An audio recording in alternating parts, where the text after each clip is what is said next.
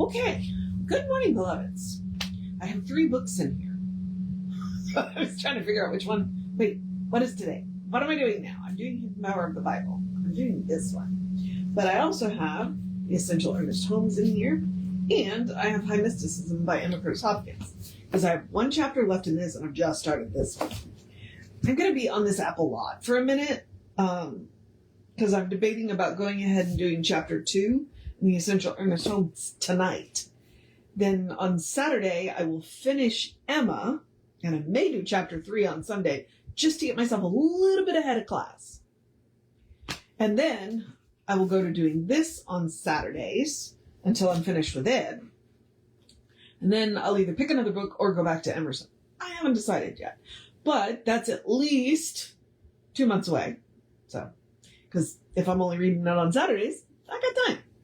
I just want to get a little ahead of the class because we've already had class 1. So I was on twice last night. So I was on this app 3 times yesterday. I did the intro and forward I did the Hidden Power of the Bible in the morning. And then when I came home from work, I did 2 sessions where I did the intro and the forward and all that stuff. And then I read chapter 1. So, because last night, tonight, I have the time. I don't always have the time. So that's what the plan is. I haven't got them up on YouTube yet, though, so don't look for them there yet. That's the goal tonight, whether I do chapter 2 or not. So, but we are doing Hidden Power of the Bible this morning, now that you have heard all of the books that are going on right now. I'm mildly dyslexic and a little ADHD. I'm more hyperactive than ADD, but there aren't audible copies of these books. And while they're not going to be clean, and you are going to get commentary, it's something that I can do. And it's something that I thought about while I was in ministerial school, because one of my classmates is very dyslexic.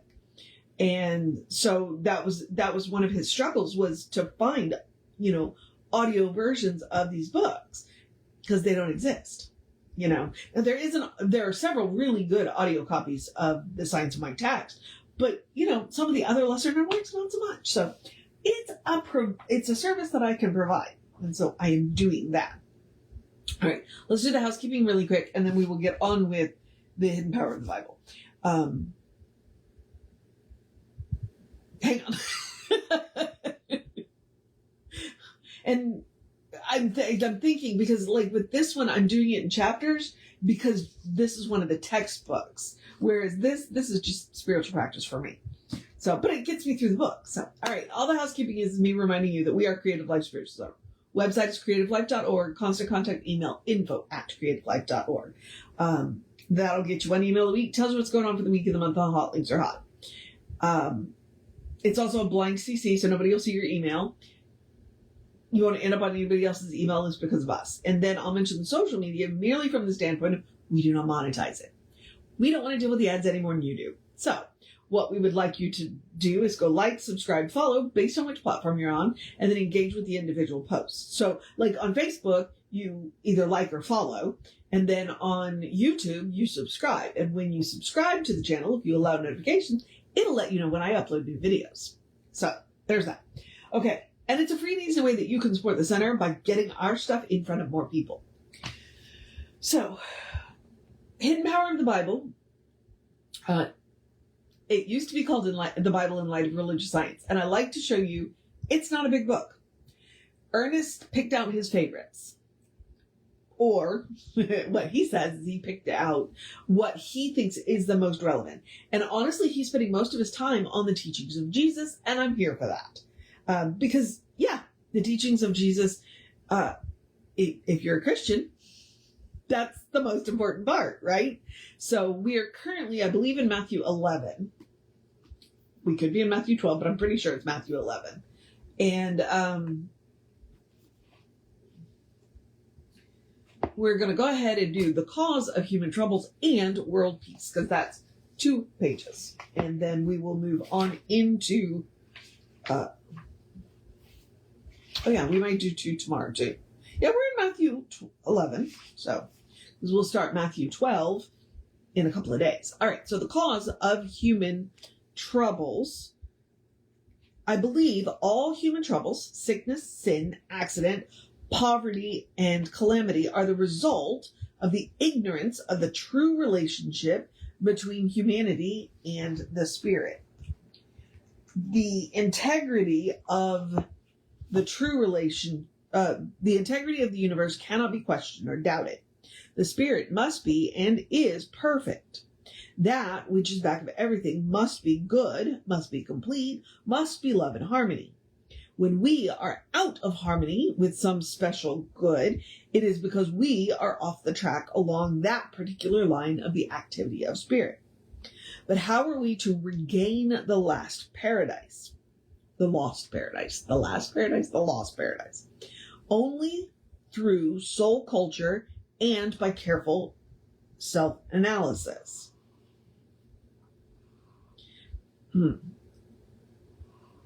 Okay.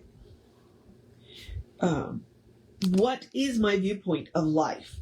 This is a question which each should ask themselves. What do I feel my relationship to the whole to be? What do I believe about the cause back of all? From whence came discouragement, fear, doubt, and calamity? They cannot proceed from the eternal source, or they cannot proceed from the eternal source, that perfect font of life, that inexhaustible one. Okay, he just, one of the beefs that I do have with Ernest is he structures sentences unusually, and his use of punctuation is weird. Okay, so, which is why sometimes I'm like, wait, what? So hang on. From whence come discouragement, doubt, fear, calamity? One of the things that I like to say is when you hear discouraging things in your head, ask yourself whose voice it is. Because most of the time, it's a real person in your life, somebody who arguably loves you, who is scared for you, who is in fear for you, and has instilled that fear in you. When I went to ministerial school, I didn't tell anybody I went to ministerial school. I didn't tell anybody in my family until I was like halfway through school. And then some people found out when I sent them a graduation invitation. Because too often in my life, when I said, hey, I'm interested in this, people would look at me and go, well, I can't see you doing that. So you know what? I stopped telling them. Because that's whose voice I was hearing in my head. Not God's voice, not my voice. Yeah, so stop and ask yourself, whose voice is this? Okay, so therefore, they must come from my own deluded consciousness. Again, but it doesn't necessarily mean you. That's why I say, whose voice is that? They cannot be born of the truth. The truth is God, and God is free, happy, peaceful, and ever poised in its own being. I must set myself right with the universe. I must find the way back to the central fire if I am to be warmed. I must find the source if I am to be supplied. I must be like God if I wish to realize its spirit in my own life. Okay? Since I was reading the Essential Ernest, that's what he kept saying. You are divine beings. You're made of God's stuff. That's what you are. That's what you have to remember. A change in consciousness does not come by simply willing or wishing. It is not easy to hold the mental attention to an ideal while the human experience is discordant, but it is possible. Knowing the truth is not a process of This is a really important line and I'm screwing it up. Hang on. Knowing the truth is not a process of self-hypnotism, but one of a gradual unfoldment of the inner self. It is about knowing the truth of yourself, not beating yourself up when you forget, and just reestablishing it every time you realize that you've slipped off track. We cannot say peace when there is no peace. If there is none, we should strive to find the reason for its apparent absence. The reason is always written in the confusion of human thought. Okay. All right. So then he goes on from the cause of human troubles to world peace. So let's see what he has to say about world peace. World peace will appear when the nations, realizing that there is good enough. Again, hang on. It's that punctuation thing that I was talking about. World peace will appear when the nations, realizing that there is good enough to go around, learn to live together in harmony. All right. The important part is when they realize that there's good enough to go around. Because one of the things that I've heard about poverty, it's not that we can't afford to feed the poor. It's that we cannot satisfy the rich. That's it. That's it. There is good enough to go around. But we are so busy taking good away from each other that we're not looking around at the abundance around us. So, this is a matter of self-training among the different people, an international understanding. This international consciousness is being born to the nations today and will yet shine full-orbed. Then we shall cease to have wars. Ernest had hope. I do too, but, sometimes it gets messier before it gets better. The world is made up of individual members, so we must begin with the unit. We cannot carry discord into harmony, for discord is a lack of the proper appreciation of harmony. As a straight line finds no abiding place in a curve, so discord finds no abiding place in harmony. We cannot carry our troubles to the Spirit, for the Spirit is untroubled. We approach God only through its own nature. If one wishes to experience peace, they must first become peaceful in their own thought. This is where Ernest likes to talk about embody. If you want to be peaceful, you have to embody peace. You have to be peaceful in your words, in your thoughts, in your actions. You have to embody peace. Careful self-training will do this, watching one's thought and carefully discarding such mental attitudes as are of a destructive nature. This is possible for all. The divine ear cannot listen to discord. Become peaceful and you will find peace. And he says we have to start with the unit.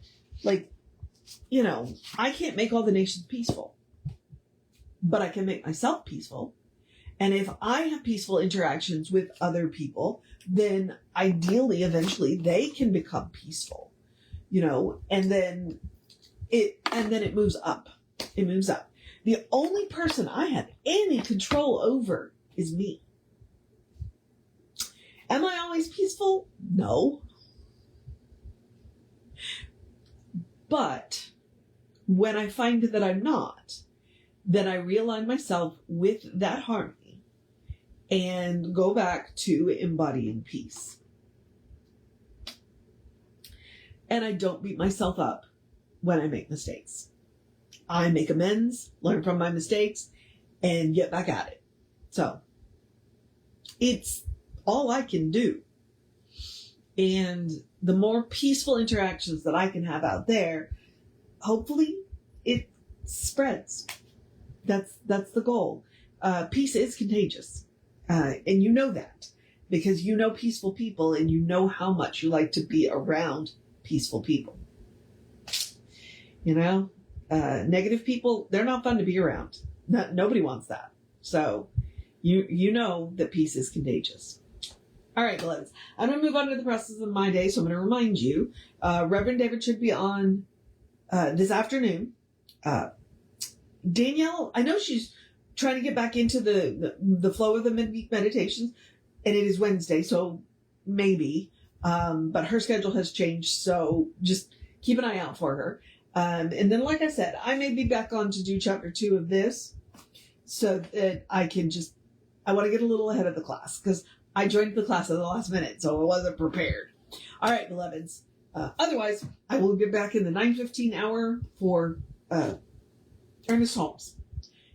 So now I'm going to encourage you to have a great day. I'm going to encourage you to have a great day, wondrous day, a fantastic day, a magical day, an enchanted day, a wonderful day, an awesome day, an amazing day. You got this day. Hey, we're halfway through the weekday. Hey, did you enjoy the rainstorm last night? The thunderstorm last night? Yes, I did. Day. A drink plenty of water day, a be aware of the heat day, a stay out of the sunlight from 1 to 7 day if you are in my area, because it's still going to be 96, so which means the feels likes are going to be in the hundreds, especially since it's really humid because of the thunderstorm. So, a do something amazing for yourself day, a read a good book day, a listen to good music day, a make sure you make time to sit down and rest day, a cuddle your fur babies day, a look in the eyes and see the divine looking back at you day, an embody peace day, a get back in alignment with yourself day, a good day, and if that is too much pressure, simply have a day. You are enough just as you are. You are a beloved expression of the divine. You are a brilliant light, divine spark, spirit in motion, God in action, an absolutely beautiful masterpiece, and a work in progress at the same time, at your own pace. And, as Reverend Justice likes to call it, you are a godling. So explore the truth of your being. Get to know who the divine knows you to be, because the divine knows you to be good. And from there, anything is possible. Anything at all is possible. All right, beloveds. As I said, moving on to the process of my day. So, I'm going to remind you. No, I've already done all those reminders. All right. I'm just going to remind you